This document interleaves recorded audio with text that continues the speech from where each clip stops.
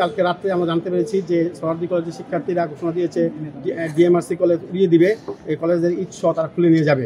আসলে সেই ঘটনাই আজকে তারা ঘটিয়েছে। আমরা কখনো আশা করি নাই যে শিক্ষার্থীরা এই ধরনের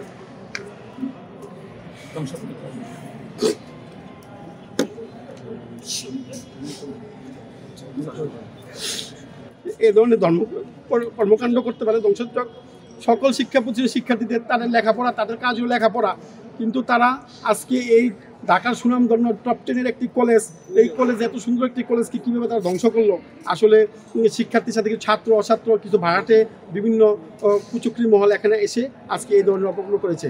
কিন্তু দেখেন আমাদের শিক্ষকরা কবি নজরুল সোহরাওয়ার্দী কলেজের শিক্ষার্থীদের আমরা সেভ করে দিয়েছি এবং আমাদের শিক্ষকরা আহত হয়েছে তাদেরকে সেভ করার জন্য, তারপরও তারা আমাদের ক্ষান্ত করেনি। আমাদের প্রায় 50 থেকে 60 কোটি টাকার ক্ষতি করেছে।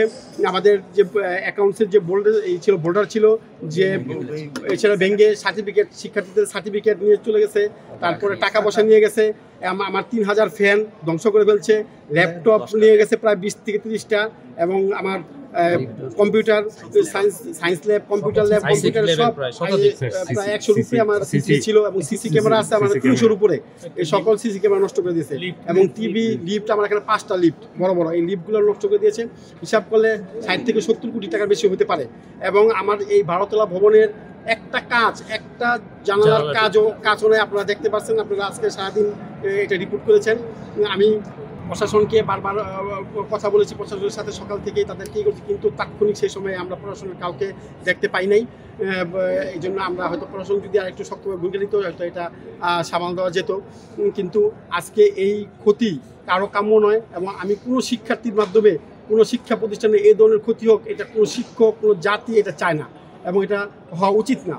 আমরা দেখতেছি প্রতিটি কলেজে এই ধরনের ঘটনা ঘটতেছে, প্রতিনিয়ত একটি কলেজের সাথে একটি কলেজের সাথে একটি কলেজের ঘটনা ঘটতেছে, মারামারি পালাপারি। এবং এই একটা গ্রুপ খুলেছে, ইউসিবি নামে একটা গ্রুপ, এই গ্রুপের মাধ্যমে ছাত্ররা বেশি উত্তেজিত এবং বিশৃঙ্খলা সৃষ্টি করতেছে।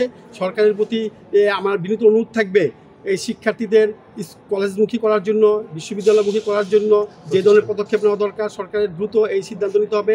ছাত্রদেরকে পড়াশোনায় রাখতে হবে, না হলে আজকে দেশকে আরও অন্যদিকে নিয়ে যাবে। এখানে বিভিন্ন কুচক্রী মহল এ ধরনের কাজে লিপ্ত।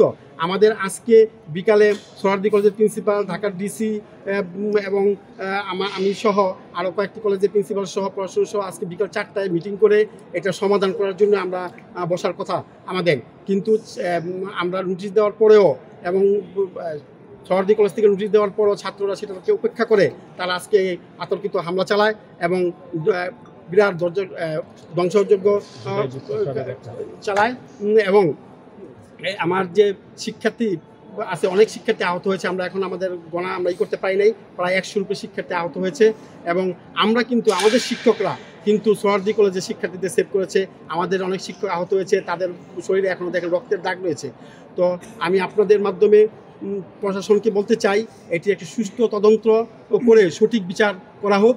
এবং বর্তমান সরকারকে আমি বিনীত অনুরোধ করব, প্রত্যেকটি শিক্ষা প্রতিষ্ঠান একটা স্বাভাবিক পর্যায়ে চলে আসুক এবং শিক্ষার্থীরা যেন লেখাপড়ায় মনোযোগ দেয়। এটা করার জন্য কী ধরনের পদক্ষেপ এই সরকারের নেওয়া উচিত সেটা দ্রুত যদি না নিতে পারে দেশ কিন্তু আরও অন্যদিকে চলে যাবে, এটা আমার মনে হচ্ছে।